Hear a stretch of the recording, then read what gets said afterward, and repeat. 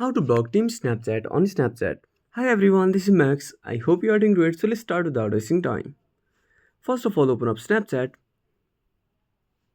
go to the chat section. Now keep holding Team Snapchat. As there is no direct option to block Team Snapchat, you can do one thing, tap on chat and notification setting. Now tap on notification settings. Now enable the toggle for mute chats. Now click on until now click on until I mu- now click on until I unmute them. Now go back. Keep holding the Team Snapchat.